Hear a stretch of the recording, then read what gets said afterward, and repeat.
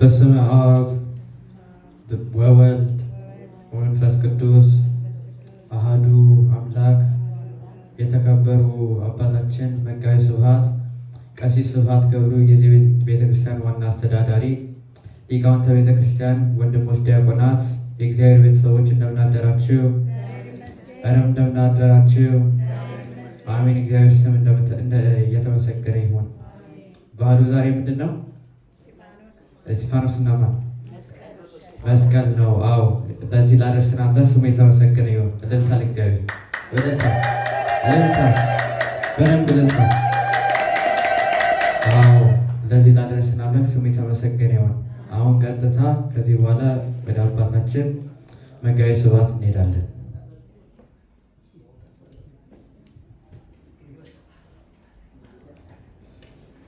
ይትባረክ እግዚአብሔር አምላከ አበዊነ ቅዱሳን ለዘአብጽሐነ እስከ ዛቲ ሰዓት። ለዚህ ሰዓት ያደረሰን የቅዱሳን አምላክ አምላካችን ቅዱስ እግዚአብሔር ተነግሮ ተሰፍሮ ተለክቶ ተቆጥሮ ስለማያልቀው እጅግ ስለበዛ የቸርነት ስራ ሁሉ ስሙ እየተመሰገነ ይሁን። ማን ይመስገን? ማን ይመስገን? ጠዋት ማን ይመስገን? ማታ ማን ይመስገን? ሲሞላ ማን ይመስገን? እንደኛን ብንቀጥል በሁሉም ነገር እግዚአብሔር ይመስገን።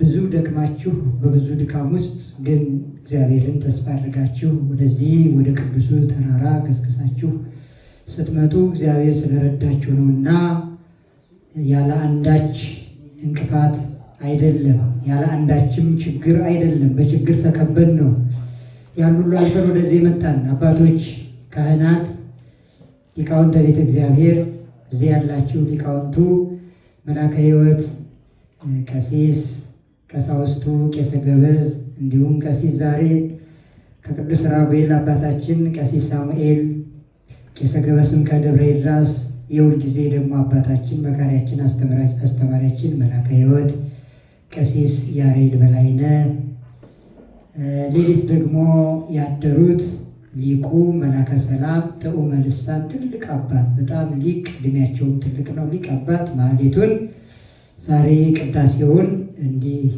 ካበላሹት ካህን ጋር እንዲህ አድርገው አበላሽተው ቅዳሴውን ግን ምን ይደረግ መቼስ ከእሳቸው ጋር ማህሌቱን ያደሩ ትልቅ አባት ነበሩ። ሄደዋል ወደ ሌላ አገልግሎት።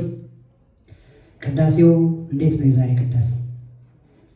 አቤት ጊዜ ያነሰባቸው እንጂ ይላል ቅዱስ ጳውሎስ ስለ ጌዲዮን፣ ስለ ዮፍታሔ፣ ስለ ሶምሶን፣ ስለ ባርቅ፣ ስለ ዲቦራ እያለ ብሉይ ኪዳን ያሉትን ኃያላን ሁሉ ያነሳሳቸዋል ቅዱስ ጳውሎስ። እንዳልተርክ ጊዜ ያጥርብኛል እና በዚህ ዜማ ቢሉት አያልቅም፣ ይቀጥል ነበረ። እኔ ደግሞ ልቤ ስቅቅ ይላል፣ እንዲያዘሙ ወዳለሁኝ፣ ግን ደግሞ የእናንተ ሰዓት ያሳስበኛል እና ግን ያም ሆኖ አላጣደፍኳቸውም። እንደዚህ አድርገው ያሳዝናል እኮ በብዙ ነገር እኮ ተቸገርን ወገኖቼ። አንድ ቅዱስ አባት ምን አለ? እውነት እንዳልናገር ሰዎች አስጨንቁኛል አለ። እውነትን ደግሞ ሳልናገር ዝም እንዳልል የእግዚአብሔር ፍርዱ ያስፈራኛል አለ እና በዓለም ላይ እንዲህ ነው ተጠበን ያለ ነው። አሁን እንደዚህ ያለው አገልግሎት እንዳይቀጥል በሰፊው በደንብ እንዳይዜም ስጋ አንደኛ ደክመን የመጣ ነው፣ ሁለተኛ ደግሞ ሌላ አለብን ብዙ ሩጫ አለ እና እንዲህ በብዙ ነገር ነው ተወጥረን ተጨንቀን ተጠበን ያለ ነው። ጽድቅ እንዳንሰራ ኃጢአት ታስቸግረናለች፣ አየላብናለች። ኃጢአት እንዳንሰራ ደግሞ የእግዚአብሔር ፍርዱ ደግሞ አለ፣ ፍቅሩ አለ። በሆነ ዛሬ ቀራንዮ ነው። ዛሬ ቅዳሴ ዮሐንስ አፈወርቅ ነው። ሌሊት ማህሌቱ መስቀል ነው። ወንጌሉ መስቀል ነው። በዓሉ መስቀል ነው እና መስቀል እንግዲህ መከራ መስቀሉ የክርስቶስን እሱን እያሰብ እንድንኖር ይረዳን። ደግሞም የሚረዳን እግዚአብሔር የተመሰገነ ይሁን። በቀጥታ አሁን የምናልፈው ወደ አባታችን ወደ መላከ ሕይወት የወንጌል አገልግሎት ነው። ከወንጌሉ በፊት ግን ከኔ ጋር አንዲት አጭር መዝሙር እንዘምራለን። እናንተ መካከል ዘማሪያን አሉ። የደብራችን ዋና ጸሐፊ ዘማሪ አዲስ አለ። እንዲሁ ደግሞ እህታችን ዘማሪት እንከኔልሽ አለች። እንዲሁም ደግሞ ዘማሪ ብልከውም አለ። ብዙ የሚዘምሩ አሉ፣ ሌሎችም አሉ። ከበሮም ይመታል፣ ግን በኋላ ነው የምንዘምረው። በኋላ እንዘምራለን። ታቦቱ እየዞረ ሁላችንም እንዘምራለን። ከወንጌል በፊት ግን አጭር መዝሙር መስቀልከ ይኩነነ ቤዛ እንላለን ከኔ ጋር። እስቲ ሁላችሁም ከመቀመጫችሁ ቆም ብላችሁ ስትዘምሩ ግን አደራ እንደው እስቲ እዩኝ፣ እስቲ ሁላችሁም እዩኝ፣ ወደዚህ ሁላችሁም ተመልከቱ። እንደው እንደዚህ አይደለም እሺ የሚዘመረው፣ እንዲህ አይደለም። በሞት እንደው በደንብ እንደዚህ ነው። ማሸብሸብ እኮ ነው ለክርስቶስ። እስከ ሜነነቶ ሜልኮል የተባለው ቅዱስ ዳዊት እኮ ሜልኮል እስክትንቀው ድረስ ናቀችው። ውይ ለስሙ ንጉሥ ነው፣ እንዴት ነው የሚዘለው አለችው። እሱ ግን ለእግዚአብሔር ክብር ለታቦተ ጽዮን ነው የዘለለው። እና ዝማሬ እንዲህ የንስሐ መዝሙር ብቻ ነው። የንስሐ መዝሙር ከሆነ አሁን እንደዚህ ሆኑ እንደዚህ እያሉ እንዲያሉ እያዘኑ ይሆናል። የከበሮ መዝሙር ግን ከሆነ በደንብ በማሸብሸብ እንዲህ ዝቅ በማለት በማጨብጨብ እልል በማለት ነው። እሺ መስቀልከ ነው የምንለው። በሥላሴ ስም እንዘምራለን። መስቀልከ ይኩነነ ቤዛ መስቀልከ ይኩነነ ቤዛ ይኩነነ ቤዛ ይኩነነ ቤዛ ይኩነነ ቤዛ ይኩነነ ቤዛ መስቀልከ ይኩነነ ቤዛ ይኩነነ ቤዛ ይኩነነ ቤዛ ይኩነነ ቤዛ ይኩነነ ቤዛ መስቀልከ ይኩነነ ቤዛ መስቀልከ ይኩነነ ቤዛ መስቀልከ ይኩነነ ቤዛ ይኩነነ ቤዛ ይኩነነ ቤዛ ይኩነነ ቤዛ ይኩነነ ቤዛ መስቀልከ ይኩነነ ቤዛ ይኩነነ ቤዛ ይኩነነ ቤዛ ይኩነነ ቤዛ ይኩነነ ቤዛ መስቀልከ ይኩነነ ቤዛ አንድ ጊዜ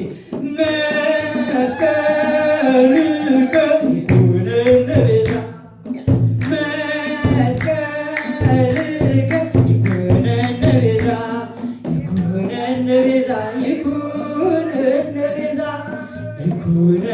ቤዛ ይኩነነ ቤዛ መስቀልከ ይኩነነ ቤዛ ይኩነነ ቤዛ ይኩነነ ቤዛ ይኩነነ ቤዛ ይኩነነ ቤዛ መስቀልከ ይኩነነ ቤዛ። መስቀሉን ቤዛ አድርጎ የሰጠን በመስቀል ሞቶ ሙታን የነበርነውን ሕያዋን ያደረገን አምላካችን ቅዱስ እግዚአብሔር ስሙ እየተመሰገነ ይሁን። ስሙ የተመሰገነ ይሁን። በቀጥታ ወደ አባታችን ወደ መልአከ ሕይወት ወስዳቸዋለሁ። እሳቸው የዕለቱን ወንጌል ያስተምሩናል።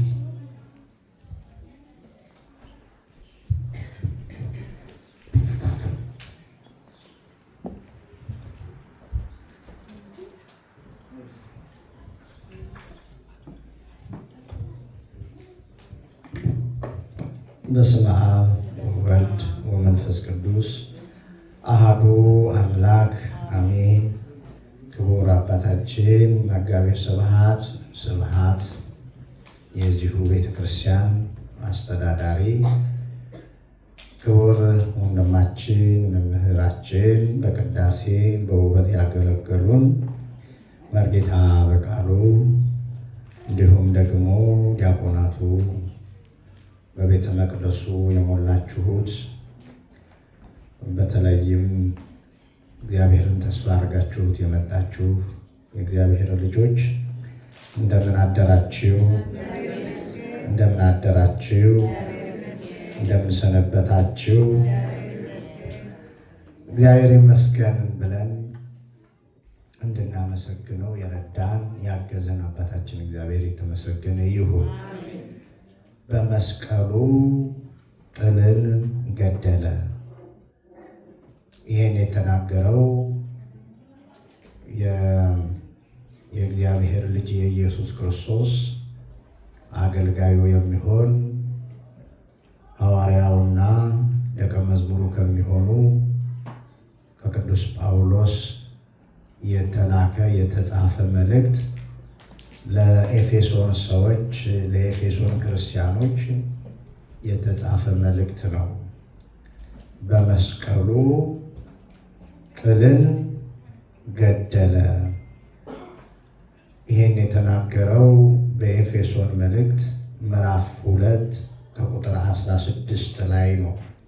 ወለጽል ቀተሎ ቦቱ ይላል።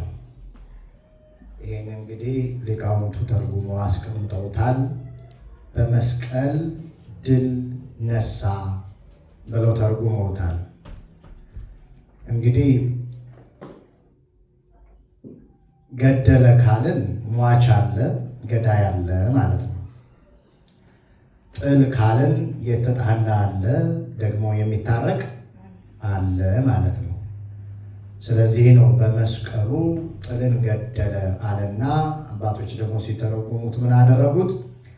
በመስቀሉ ድል ተነሳ፣ ድል ነሳው።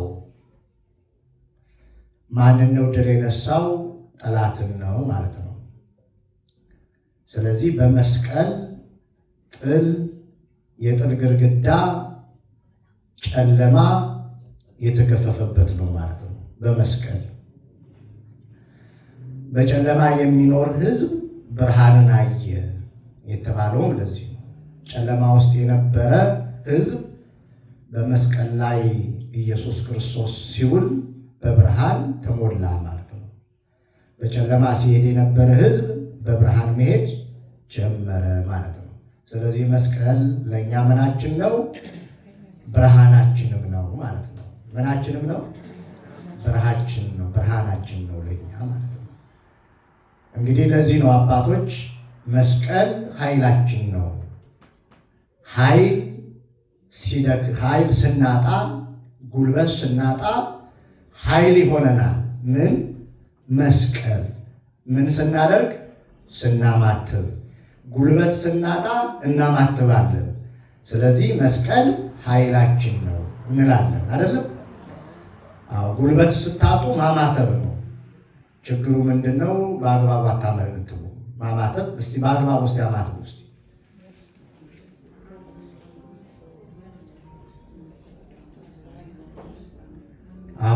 አሁን እንግዲህ ልብ ብላችሁት ነው ወይንም ደግሞ ሴንስ አድርጋችሁት ነው።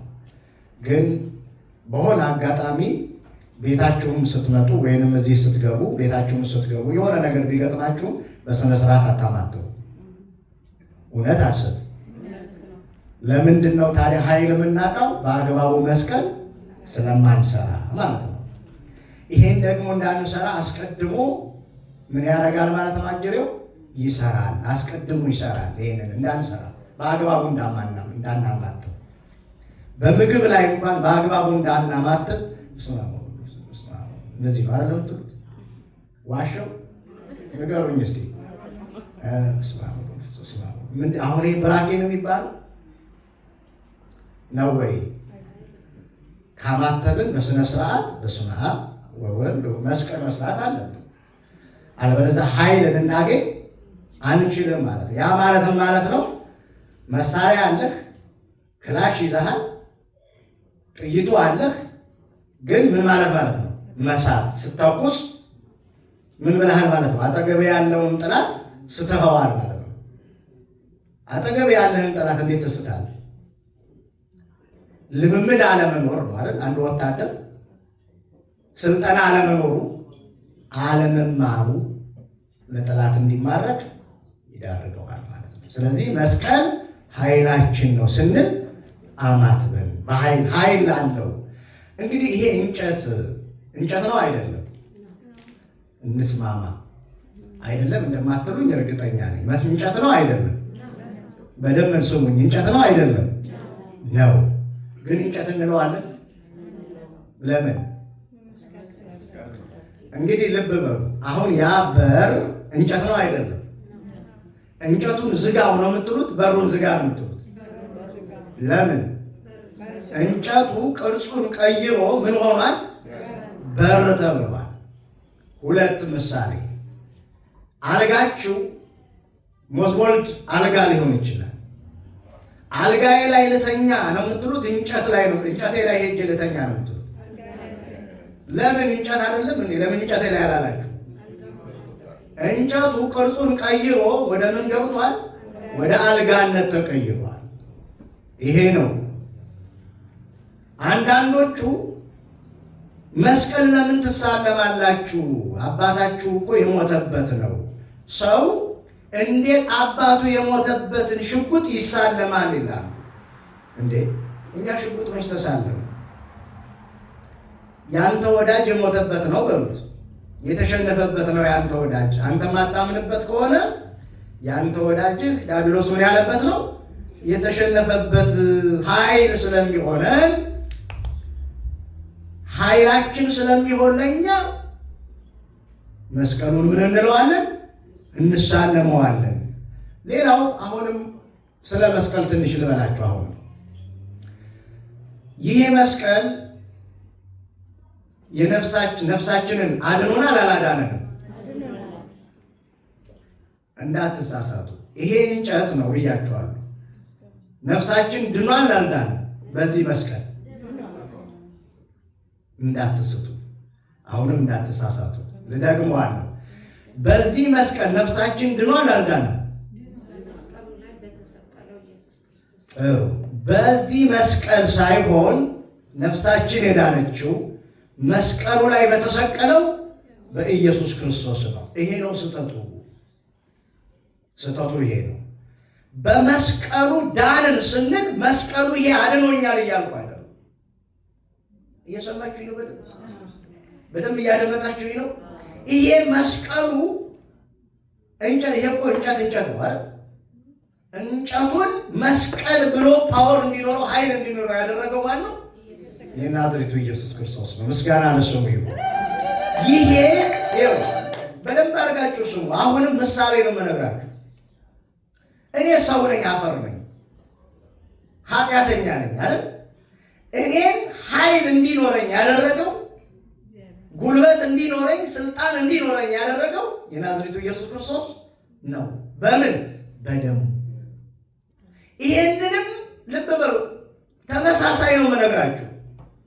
ይሄንንም የተጣለውን የተናቀውን ያውም ጥላት ሲሰቀልበት ሌባ ሲሰቀልበት የነበረውን መስቀል እሱ ሲሰቀልበት ምን ሆነ? ኃይል ሆነ። አያችሁ? ኃይል አገኘ፣ ጉልበት አገኘ። ጥላት ሲሰቅሉበት ሌባውን ሲሰቅሉበት የነበሩት ሁሉ አፈሩና ከዛ በኋላ በዛ መስቀል አቆሙ።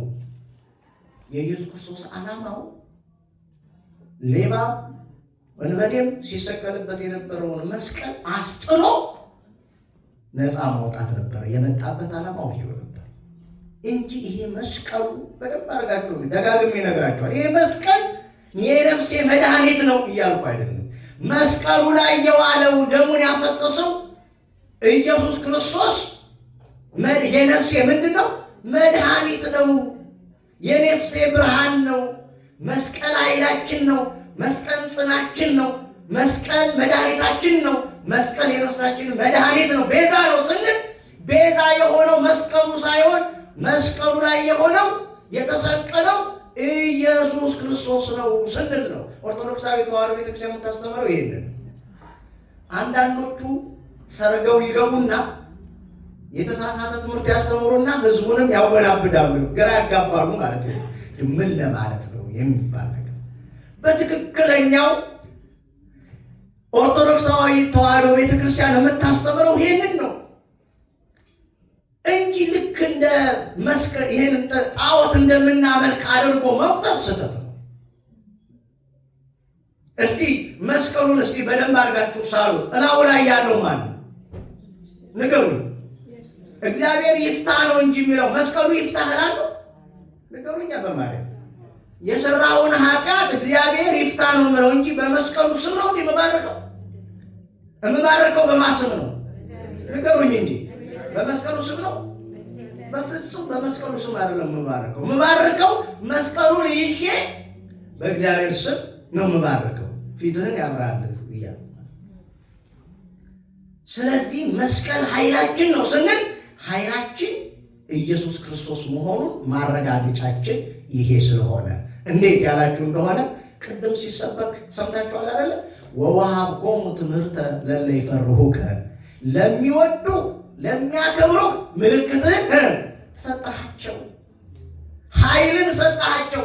ምልክታችን የኃይል የእግዚአብሔር ኃይል ከእኔ ጋራና ከእኛ ጋር መሆኑ ምልክቱ ምንድን ነው? መስቀሉ። ምንድን ነው እሱ? መስቀል የሌለበት ኃይል ሊኖር አይችልም። መስቀል ካለ ግን የእግዚአብሔር ኃይል ምክንያቱ ምንድን ነው? ምልክት ስለሆነ። አገር ቤት ቤተክርስቲያን ሲተከል አይታችሁ እንደሆነ ቤተክርስቲያን መኖሩን እዚህ አካባቢ ቤተክርስቲያን መኖሩን እልፍ ስትሉ ትልቅዬ ትናንሽ ድንጋይ ይደረግና ከድንጋዩ ስር መስቀል ይቆማል አይደለ? ወደ መግቢያው መሳለሚያ ተብሎ ይጠራል በኋላ አይደለ? አቅጣጫው እዚህ አካባቢ ቤተክርስቲያን እንዳለ ምልክት ነው ማለት ነው አይደል? እንኳን ክርስቲያኑ እዛ አካባቢ ቤተክርስቲያን እንዳለ ሰይጣን እንኳን ንገሩኝ እንጂ ያውቃል። በምን?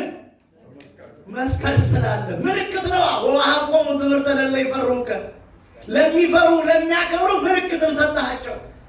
እኛ ደግሞ ከምንፈራው ከምናከብረው ልጆቹ ስለሆነ ምልክትን ሰጠን አለና በመስቀሉ አለ። ሁለተኛው በመስቀሉ ጥልን ገደለ አለ። በመስቀሉ አያችሁ፣ በመስቀሉ ጥልን ገደለ ሲል መስቀል ላይ ተሰቅሎ ተጣልተው የነበሩ ተለያይተው የነበሩትን ምን አደረጋቸው? አንድ አደረጋቸው። አንድ አደርገን አሁን አንድ አደርገን መድኃኔዓለም ወመጣ ወሀበነ ሰላመ ለርሑቃን። አያችሁ፣ ርቀው የነበሩትን ደግሞ ምን አደረገ? አቀረበን፣ ወደ ራሱ ወደ አባቱ አቀረበን አለና በመስቀሉ ከአባቱ ጋር አስታረቀን። የሚገርም ነው። በመካከል ሆኖ ከተስፋው ርቀን የነበርነውን ወደ ተስፋው ቀረብን፣ የነበርነውን አንድ አደረገን ይላል። ለዚህ ነው ችቦ ደመራ ሲደመር አንድ ላይ ይሰበሰብና በመስቀል ይባረካል። በምን ይባረካል? በመስቀል ይባረክና ይቀጣጠላል። አሁን ደመራውን መስቀሉን አይሁድ ቆሻሻ ጥለውበት ነበር። ከ300 ዓመት በላይ ቆሻሻ ጣሉበት አይሁድ። የሚገርመው ለምን ጣሉበት ያላችሁ እንደሆነ መስቀሉ ላይ የጣሉት አይ ይሄ መስቀል ካልተቀበረ በስተቀር ድውይ እየፈወሰ ዕውር እያበራ ሙት እያስነሳ ተቸግረናል። ስለዚህ ምን ማድረግ አለብን? ቆፍረን መቅበር አለብን አሉና ቆፍረው ቀብረው ቆሻሻ 300 ምናምን ዓመት 300 ምናምን ዓመት እነሱ ቢቀብሩት የሚፈልገው አልጠፋም፣ የሚወደው አልጠፋም። አያችሁ፣ ከሮም ሀገር እግዚአብሔር አንዲትን ሴት አስነሳት። ከማን ንገሩኛ? ከሮም ሀገር እሌኒ የምትባለዋን ሴት አስነሳና እግዚአብሔር አምላክ መስቀልን እንድትፈልግ አደረጋት። ይችላል አይችልም? ያን መስቀል ሄዳ ቆፍራ እንድታወጣ እግዚአብሔር ራሱ ፈልጎ በሰዓቱ በጊዜው መስቀሉን እንድታወጣ አደረጋት። መስቀሉን አወጣች። ከዛስ ተለያይተው የነበሩ ተጣልተው የነበሩ በመስቀሉ ተለያይተው ሰላም ያጡ የነበሩት ሰላም እንዲያገኙ በመስቀሉ አደረገች። እነዛ ሰዎች ቆፍረው የቀበሩት ሰዎች ከሞቱ ብዙ ዓመት ሆኗቸዋል፣ የሉም። መስቀሉ ግን ዛሬ አያችሁ፣ እነሱ ግን ተረስተዋል። መስቀሉ ግን ዛሬ አለ። አንዳንድ ጊዜ እንዲህ ነው የሰው ልጅ የቀበረ ይመስለናል። የቀበረ በቃ ያጠፋ ይመስለዋል። ሁለተኛ አላገኘውም ሊል ይችላል። ግን እግዚአብሔር እንደ ሐሳቡ እንደ መንገዱ እንደ ልቡ የሚሄዱትን ሰዎች እግዚአብሔር ከተቀበሩበት ያስነሳቸዋል፣ ከፍ ያደርጋቸዋል። መስቀልን ቀበሩት እነሱ።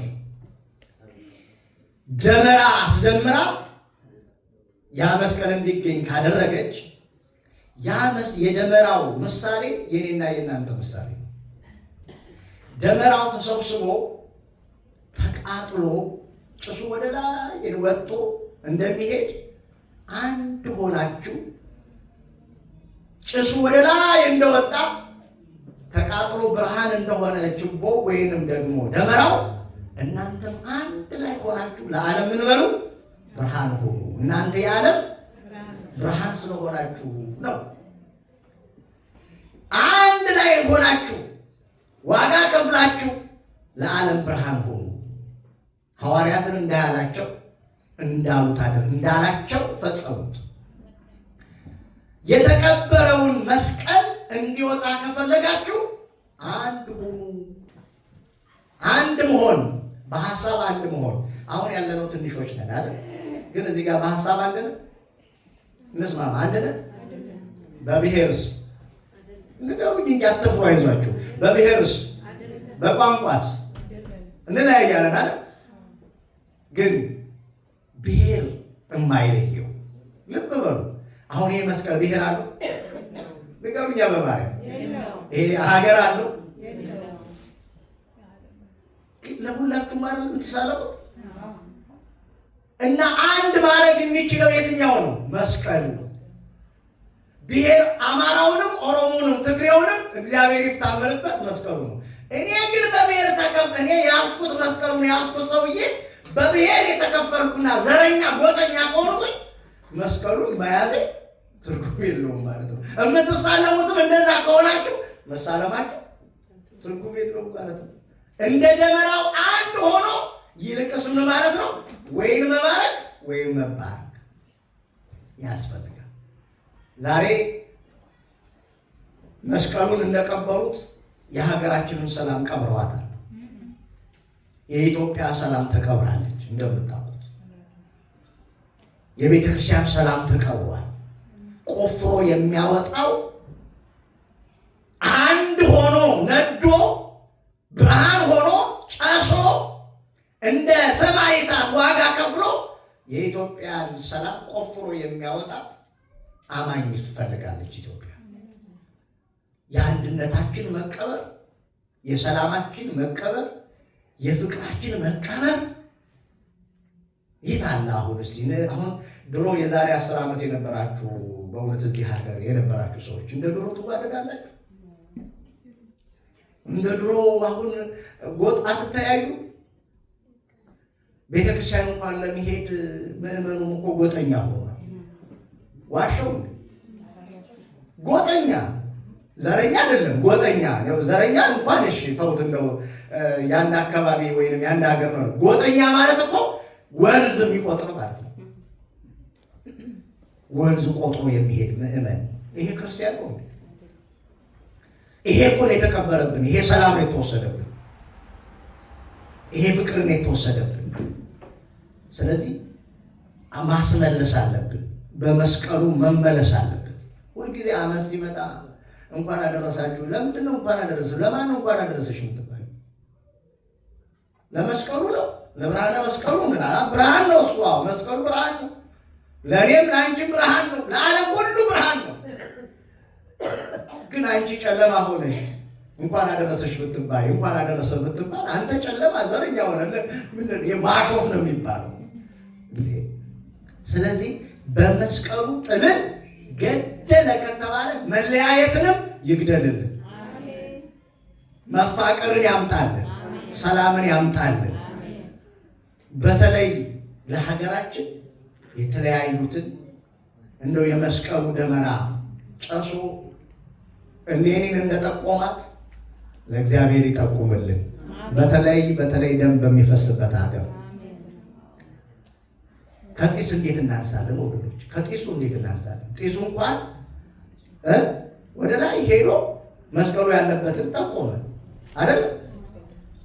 ጸሎት እኮ ማለት ነው። የጸሎት መልስ ማለት ነው። የኤሌኒ የጸሎቷ መልስ በዕጣኑ አማካኝነት መጣላት አይደል? እየሰማችሁ? በዕጣኑ አማካኝነት የጸሎቷ መልስ መጣ። እኔና እናንተስ የጸሎታችን መልስ ምንድን ነው? ደግሞ መለያየት እና የተጣላ ካለ መታረቅ በመስቀሉ። ለዚህ ነው በዚህ በመስተብቁ ላይ ስለ መስቀሉ ሲዜም ምናልባት ትናንትና ደመራ ላይ የነበራችሁ ሰዎች ለዘተናገር ለቅድመ ቅድሚያ የነገርናችሁ ተቀበሉት፣ እመኑት። መጀመሪያ የተነገራችሁ መስቀል ምን መሆኑን፣ ኃይል መሆኑን፣ ጉልበት መሆኑን፣ ጽን መሆኑን ተቀበሉ። እንግዲህ ምን ቤዛችን ነው ስንል ይሄንን መስቀል ቤዛ ያላቸው ይመስላችኋል? እየሰማችሁ ነው? ይሄንን እንጨት እንዴት ቤዛ ሊሆን ይችላል የሚሉ ሰዎች አሉ። ቤዛችን እያለን ያለነው በመስቀል ላይ የተሰቀለው ኢየሱስ ክርስቶስ ነው። እሱ የዓለም ሁሉ ምን ስለሆነ? ቤዛ ስለሆነ። እስመ ውእቱ መሐረነ ወአቅረበነ ለክልኤነ ኀበ አቡሁ በመንፈስ ቅዱስ ያቀረበን፣ ወደ ራሱ ያቀረበን፣ ወደ አባቱ ያቀረበን እሱ ነው። እሱ ያቀረበንን ማንም ሊያርቀን አይችልም። እሱ የጠራንን ማንም ሊከለክለን አይችልም። አለ አንትሙ ለሰብእ ሀገሪቶሙ ለእስራኤል ሀገሪቶሙ ለኢትዮጵያ። እናንተ የኢትዮጵያና የእስራኤል ሕዝብ ሆይ ተራርቃችሁ የነበራችሁ ቅረቡ፣ በመስቀሉ ሰላምን አውጇልና። በመስቀሉ ምንድን ሰላምን አውጇልና። ወገብረ ሰላምን በመስቀሉ ሰላምን አውጆልናልና። እንዘ ክርስቶስ ርእስነ ኢየሱስ ክርስቶስ የሁሉ ራስ፣ የሁሉ ጌታ፣ የሁሉ ንጉሥ የሆነው በመስቀሉ ሰላምን አውጆልናልና። አላ አንትሙ እናንተ ሁልጊዜ የሚነገራችሁን ስሙ፣ አድምጡ፣ እመኑም። ስለዚህ የእግዚአብሔር ልጆች አሁን ስለ መስቀል ብዙ ተነግሯል፣ ብዙ ተሰብኳል። ከዚህ በላይ ብሄድ እናንተም ታኮርፋላችሁ፣ እንቅልፍም ይወስዳችኋል። ግን በመስቀሉ ጥልን ገደለ ሲባል ጥልን ያመጣው ሰይጣንን ገደለ ለማለት ነው። ሰላምን አወጀ እያልን ያለው በመስቀሉ እና ይሄ መስቀል በተለይ በውስጥ ያለ መንፈስ ያለበት ሰው አይወደውም ይሄንን መስቀል። ምክንያቱም ለእኔ የተሰጠኝ ምልክቴ ነው። በዚህ አጋጣሚ አንዱነት እንገራችሁ፣ ቄስ ሆኖ መስቀል ያልያዘ በሽተኛ ነው። እየሰማችሁ ነው? ቄስ ሆኖ መስቀል ካልያዘ በሽተኛ ነው። እኔ እኮ ውበቴ ነው እኮ መስቀሉ አይደል? የኔ ውበት እኮ መስቀል ቢዛር የምትወዱኝ እናንተ እንደው አንዳንድ ጊዜ በእጅ የምናሳልማችሁ ያው እንደምታውቁት ከስጋ ወደሙ ስለምንወጣ ነው እንጂ መስቀሉ ዋናው የቀደሰ ነው። ተቀደስክ በኋላ ከወጣህ በኋላ ማሳለም ክልክል ነው። የምታሳለመው በምኑ ነው? መስቀሉ ላይ ነው ኃይል ያለው። እመኑኝ። ለምን እንዴት ያላችሁ እንደሆነ ብከን ወጎሙ ለኩሎሙ ጸርነ ወበስምከ ናስሮሙ ለለቆሙ ላዕሌነ ቅዱስ ዳዊት በስምህ ጠላቶቻችንን እናሸንፋለን። ትናንትና የሚለው ይሄንን ነው። ብከን ወጎሙ እነ መርጌታ የሚሉት ይሄንን ነው። ለኩሎሙ ጸርነ ወበስምከ ናስሮሙ ለለቆሙ ላዕሌነ በስምህ ጠላቶቻችንን እናሸንፋለን። መስቀሉ ላይ ያለው የናዝሬቱ የኢየሱስ ክርስቶስ ስም ነው። ምስጋና ለስሙ ይሁን። ምኑ ነው ያለው? በማርያም ንገሩኝ። ስሙ ነው ያለው። ስሙ ኃይል ነው። ይኸውላችሁ ስሙ ኃይል ነው። ስሙ ምንድን ነው? ኃይል አለው፣ ጉልበት አለው። ስሙ ብቻ። ስሙ ሚሳኤል ነው። ትስማማላችሁ? አርቆ ይመታል። እንደ ዲማሚት ኃጢአትን ያፈራርሳል። ስሙ ጉልበት አለው፣ ይጥላል። ስሙ ነው መስቀሉ ላይ ያለው። ወዳጄ ንገሩት ለጓዳጃችሁ፣ መስቀሉ ላይ ያለው የናዝሬቱ የኢየሱስ ክርስቶስ ስም ነው በለው። በቃ አጭሩ መልስህ። በስሙ አላምንም ካልክ ተወው። ይሄ መስቀሉ ላይ ያለው የናዝሬቱ ኢየሱስ ነው በሉት። ማን ነው እሱ? የናዝሬቱ ኢየሱስ ነው በሉት። ኢየሱስን አውቀዋለሁ ካለ ስለዚህ እኛ ዝም ብለን አይደለም የምንሳለመው፣ ኢየሱስን ነው የምንሳለመው። መስቀሉን ስሳለም እምነቴ እንጨቱን ሳይሆን የተሳለምኩት ማንን ነው? በማርያም ንገሩኝ፣ ማንን ነው? ኢየሱስ ክርስቶስን ነው የምሳለመው። ይሄ የኔ እምነት ነው። ይሄ የኛ እምነት ነው። የኦርቶዶክሳዊት ተዋሕዶ እምነታችን ይሄ ነው እንጂ መስቀል እንዲህ አንዳንድ ጊዜ ሳያምኑ የሚያንጠለጥሉ አሉ። እንደው አሁን ለምሳሌ ያህል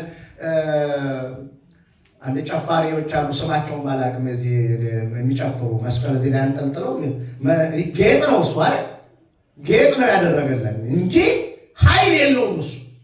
ምክንያቱም አያምንበትማ። ለሚያምንበት ምን አለው? ጉልበት አለው። ቅዱስ ጳውሎስ ሞኞች ለሆኑ በመስቀል የማያምኑትን ሞኞች ይላቸዋል። ምኖች ይላቸዋል? ሞኞች ናችሁ ይላቸዋል። ጅሎች ናችሁ በመስቀል አለማመናቸው።